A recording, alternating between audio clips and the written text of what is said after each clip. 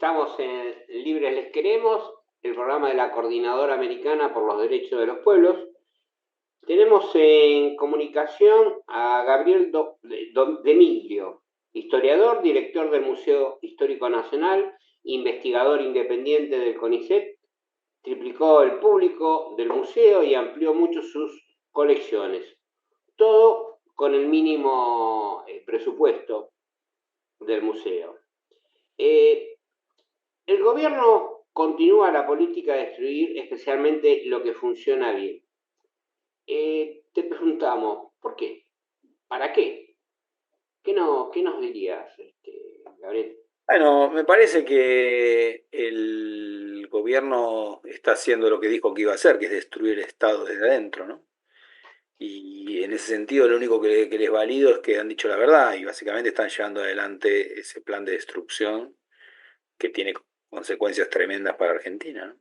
O sea, no las va a tener en lo inmediato, esas cosas se ven a mediano plazo y cuando se vean, alguna va a ser tarde para arreglarlas. Obviamente hay cosas mucho más graves que un museo, ¿no? Es decir, no sé, los hospitales, las rutas, digamos, pero también el patrimonio nacional es importante y la verdad es que no es que uno necesita enormes inversiones en eso, pero simplemente mantener a flote la situación, dado que los recursos humanos en Argentina muchas veces hacen la diferencia por la cual las cosas pueden seguir adelante, pero cuando uno ya está totalmente asfixiado se hace muy difícil, ¿no?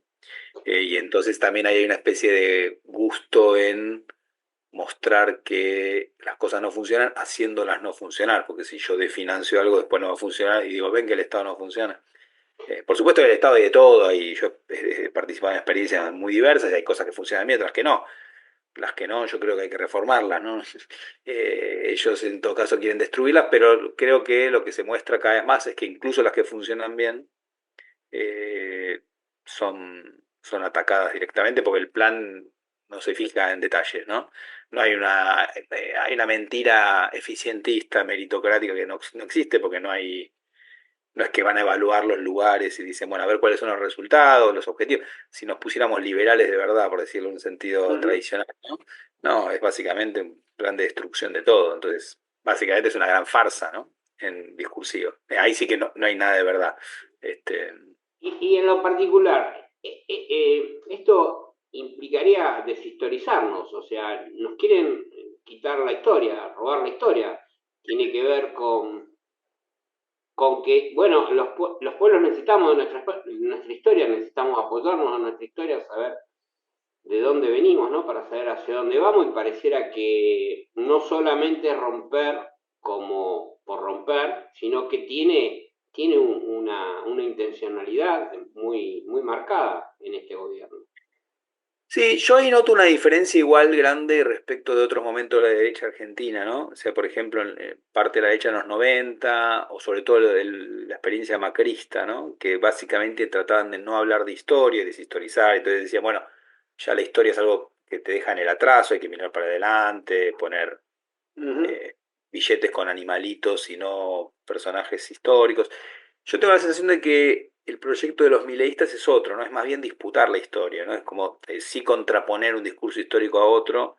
Es cierto que no dan esa lucha en lugares como los museos por ahora, sino más bien en el mundo de las redes y lo virtual, que es donde ellos se sienten más cómodos, ¿no? Y donde más llegan.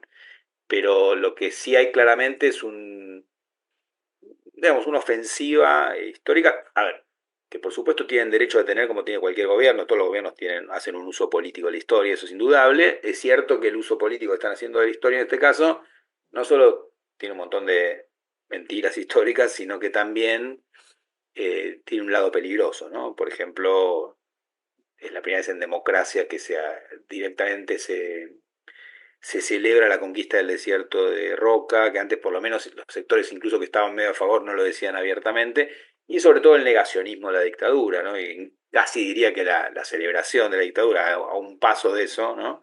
Como se vio el último 24 de marzo con un mensaje que sacó la Casa Rosada, eso es una novedad absoluta en democracia porque desde el 83 para acá hay un consenso de que eso no, ¿no? Y eso se ha roto y para mí quizás de las relecturas históricas es la más preocupante de todas. Después podemos discutir, qué sé yo, dicen que Argentina era una potencia a principios del siglo XX, que no son los primeros que lo dicen, y es absurdo de cualquier punto de vista histórico que uno analice.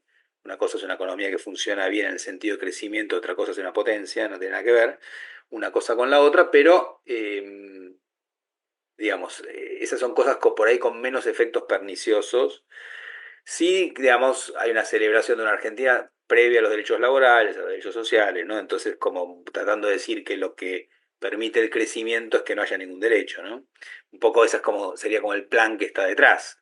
Y por supuesto, bueno, eso es un análisis ahistórico porque no tiene en cuenta las ventajas que tuvo Argentina en un momento que después dejó de tener y un montón de cuestiones que sería largo para hablar ahora, pero ese sí es una ofensiva también del gobierno, que como digo, a veces avanzan, recula, es decir, también es un gobierno un poco asistemático, ¿no? No hay mucho, es difícil ver, de golpe parecen ir por un lado, después paran, digamos, básicamente se siente muy cómodo en el mundo redes sociales y es ahí donde dan sus luchas, ¿no? La, la derecha tradicional en la Argentina se dividía entre, bueno, derecha militar y derecha liberal. Eh, los militares tenían un discurso patriotero y hacían gala de la bandera y de algunas tradiciones.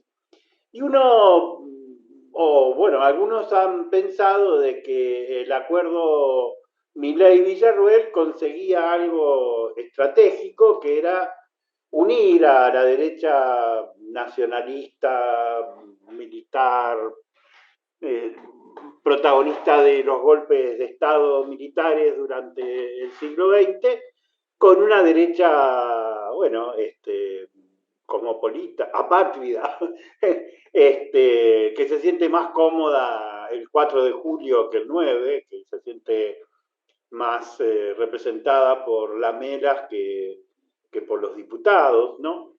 Sin embargo, desde el punto de vista político, parecería que ese matrimonio se acaba de romper y bueno, me imagino yo que eso también en el campo de las disputas históricas puede generar algunas batallas, llamémosle, al interior del bloque de poder, interesantes, ¿no? Porque bueno, claramente la mirada de los militares, de derecha incluso, y de Villarruel con respecto a Malvinas o el territorio nacional, no es la de Milei, Caputo y sus seguidores, ¿no? Sí, totalmente. Ahí, si uno quiere, se parece un poco, salvando las grandes distancias, digamos, porque hay muchas diferencias, a la alianza del 76 entre Martínez de Oz Uh-huh. ¿no? Y los sectores más duros, como dicen ustedes, ¿no? De la derecha más nacionalista Sí. católica, ¿no? Pero sí hay una novedad acá, que es que lo que cambió mucho, noto yo, puedo equivocarme, porque uno cuando mira la realidad a veces tiene una reacción muy impresionista, ¿no? A mí me da la sensación que lo que cambió mucho es que a mucha gente realmente ya no le importan ciertas cosas que antes eran muy fuertes. Por ejemplo, que alguien agarre la bandera de Estados Unidos Sí, sí, la y patria. la bese en público prácticamente. Antes hubiera sido el fin de la carrera política, Uh-huh. por derecha y por izquierda, digo, no solo entre los sectores del nacionalismo tradicional, sino en el peronismo, en muchos otros lugares. Sí, Y sí. ahora no parece ser un tema tan serio, ¿no? Es decir, es como que esta promesa económica que sabemos que va a terminar muy mal, pero que mucha gente ha comprado, parece ser más importante que cualquier otra cosa. A mí lo de Malvinas me sorprendió, por ejemplo, ¿no? Un presidente que le interesan para nada Malvinas, que desde el 83 para adelante, y sobre todo de los 90 para acá, ha sido una causa muy importante y cada vez más, incluso con una reafirmación escolar y de monumento y todo, y realmente no tiene ningún valor, ¿no? Es decir, no lo afecta en lo más mínimo en su política a nivel popular, no parece serlo, mientras haya una promesa económica que es el leitmotiv de este gobierno, ¿no? Entonces, efectivamente, los Sturzenegger, Caputos, que nos llevan directo a Martínez de Oz, digamos, en la línea Caballo, etcétera, parecen haber logrado un éxito mayor que el de el nacionalismo más de la línea siglo XX, Uh-huh. más de la derecha clásica, que sería Villarroel, ¿no? Ahora, a la hora de la verdad, probablemente todos terminen uniéndose en frente Sí. de lo que ven como enemigo común, ¿no? Pero es cierto que no es el mismo proyecto y también es verdad que es raro. O sea, realmente yo nunca vi, ¿no?, un presidente que pueda hacer como una especie de partismo activo por Estados Unidos a Israel sin que eso tenga consecuencias en la política. Es cierto que estos son tiempos tan urgentes que todo el mundo quiere reacciones inmediatas, ¿no? Y esas cosas quizás después también, cuando la taba se da vuelta, que siempre le pasa a todo proyecto Sí, político de sí. cualquier orientación, son cuitas que hay que pagar, ¿no? Pero por el momento no, eso no parece ser para nada el centro de preocupación de la población argentina o de su mayoría, que, digamos, lo que quiere es evidentemente alguna salida a su crisis ya larga y al fracaso de las dos coaliciones políticas previas en el gobierno, en los últimos dos gobiernos, ¿no? Y eso logró este engatusamiento, por eso una, por parte de un proyecto económico que en realidad, digamos, sí no tiene nada de nuevo, ¿no? Es algo que Argentina ya ha visto y que siempre terminó perjudicando más al pueblo, ¿no? Por más que, insisto, cada momento es distinto y es verdad que no se puede decir que esto es igual a otro momento exactamente, pero sí recuerda a otras etapas que hemos vivido, en particular la década del 90, ¿no? Por Ah, alguna de ah, las líneas sí, fuertes. mientras vos hablabas me cruzó por la cabeza bueno, una imagen que era de los niños del Colón cantando el cantito del Mundial y millones de personas cantando ese canto, ¿te acordás? El que nombra a los chicos de Malvinas, y que parecía entonces un momento como opuesto, ¿no? Como que, bueno, uy, de repente millones de argentinos tomamos conciencia de una causa nacional anticolonial. Lo digo porque a veces las, la subjetividad popular puede tener niveles, capas, eh, Totalmente, sí, sí. con Puede suceder, sí. Perdón. No, puede ser que la gente diga, bueno, no estoy de acuerdo con este tipo lo de Malvinas, pero por ahora lo Sí, dejo. porque me parece que hace rato que la economía ha tomado el timón en Claro, Argentina, ¿no? Y entonces, nos guste o no, lamentablemente, muchas veces las cosas tienen que ver con el vaivén del dólar, literalmente, ¿no? Hace sí, años, y sí, eso a sí. mí me parece muy triste, pero que efectivamente, digamos, cuando el dólar está tranquilo, los gobiernos están tranquilos y cuando no, no, ¿no? Es muy terrible para un país estar sujeto a ese carrusel de timba, ¿no? Por otra parte, pero bueno, lo cierto es que eso se ha convertido en un eje muy grande, lamentablemente, de la política argentina. Con respecto a Malvinas, creo que el problema también, quizá el riesgo para mí, es el hecho de cómo se fue separando Malvinas de la dictadura, ¿no? En el Claro. sentido de que Malvinas para mí es una causa nacional totalmente justa y razonable, y porque es un hecho colonial, como lo ve la ONU, ¿no? Es un hecho de descolonización, eh, que seguramente hubiera sido distinto y mucho más fácil para Argentina de no ser por el desastre que lleva adelante la dictadura, yendo a una guerra a la que iba a perder, con los propios militares después jugaron, ¿no? El informe Rattenberg. Y me parece que hoy en día lo que preocupante es que se olvida un poco la gesta Malvinas, saca, digo, con todo el respeto por los soldados que fueron a pelear ahí, ¿no? Y que Sí, dieron la vida, que me parece sí. que También eso está olvidado el informe Rattenbach, ¿no? Si lo leyéramos por hoy, eso, o sea, que decía que las había que cosas que fusilar cuando. dice, lo que da por probado. Te hago una pregunta volviendo al causal de despido. Yo a los 2 o 3 días que te despidieron, o el mismo día, fui al museo, hacía muchísimo que no iba. Me sorprendió que estaban las mismas cosas, pero en un orden, en una disposición realmente atractiva y, bueno, en un contexto explicativo. Recuerdo muy fuerte que hay una punta de flecha y una espuela, ¿no? Y dice, bueno, la punta de flecha se dice que pertenecía a un cacique tal y tal, que bueno, en realidad no está probado, pero sí está probado que el que la encontró era el general tal, nombres no me acuerdo nunca, vos te acordás, que era uno de los jefes del campo de concentración de la isla Martín García. Entonces dije, bueno, dije yo, con razón esta gente está tan preocupada por el museo. Pero ¿cuánta gente iba al museo? ¿Tanto les preocupaba? ¿Tanto daño les causaba? Yo tengo la sensación de que en realidad a veces en el Estado las cosas se resuelven por cosas mucho más chiquitas. Yo Ajá. no te digo, este es un gobierno al que no le gusta mucho trabajar tampoco, ¿no? Para Ujú. para poder perseguir y todo eso hay que ir a los museos, hay que mirar, hay que leer, ¿no? Y en realidad no lo han hecho, o sea, no ha habido una discusión por lo menos abierta y es raro Ujú. que no lo hubiera habido sobre lo que el museo dice, que obviamente no debe ser del agrado de este gobierno, pero eh, digamos, pero bueno, digamos, todo eso está, digamos, está basado en una historiografía bastante sólida, incluso Sí, ideológicamente diversa, ¿no? A la que yo sí, sí, sí. pertenezco, pero digo, yo tengo mis posiciones políticas muy claras, pero obviamente también leo gente que incluso no piensa como yo, ¿no? Entonces, y lo incorporo. Pero el tema es que incluso incorporamos el siglo XX, que yo pensé que nos podía traer un problema, porque nunca el museo lo había trabajado, tuvimos donaciones nuevas, y ahí dije, che, preparémonos para alguna, porque bueno, hablamos de todas las masacres de la primera mitad del siglo XX. Sin embargo, puede haber tenido algo que ver, sí, pero, pero es raro que no haya habido ni un ataque de un troll sobre esas cosas, ¿no? Como hay ahora.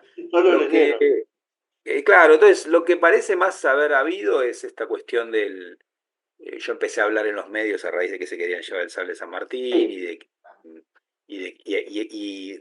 digamos, me quejé del financiamiento y eso fue lo que Mirá hizo vos. rodar mi cabeza, lo cual no tengo nada que quejarme porque soy un funcionario, Te voy uno a haga lo contar que quiere. algo que no sé si sabés sobre el personaje que te terminó echando, Liliana Varela, que fue Ella me echó, sí. historiadora, es historiadora.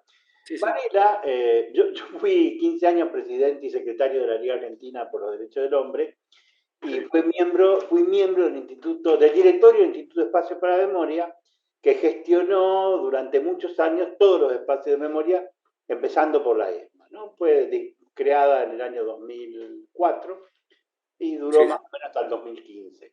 Varela representó a Macri en el Instituto de Espacio para la Memoria y se había creado una imagen de una mujer tolerante, comprensiva, lo que nos llamaba mucho la atención. Creo que esto no lo sabe nadie, porque ¿quién se va a acordar quién componía el directorio del Instituto de Espacio para la Memoria? En verdad había dos personas que representaban al Macri, y yo no sé si se conmovieron, porque ahí estaba Nora Cortiña, Adolfo Pérez Esquivel, digo, y el historiador estaba Isla Sábato, digo, discutir no digo por mí, por los otros que estaban, no era fácil, pero yo me había quedado con la idea de que Varela era una persona tolerante, comprensiva, incluso se atrevió a hacer un largo reportaje a la presidenta del Partido Comunista, Fanny Edelman, y lo publicó. Bueno, esto me hace recordar esa película Mephisto, ¿no? Esa película alemana tan fuerte. ¿Cómo pudo esta persona que, bueno, doy fe de que es una persona culta, que se puede hablar, sabe exactamente lo que pasó en la dictadura, eh, es todo un tema, ¿no? Cómo logran ellos instrumentalizar todo tipo de personas, ¿no? Bueno, este gobierno, claro, llegó efectivamente medio outsider, ¿no? Tomando heridos y caídos de, sobre todo la derecha, ¿no?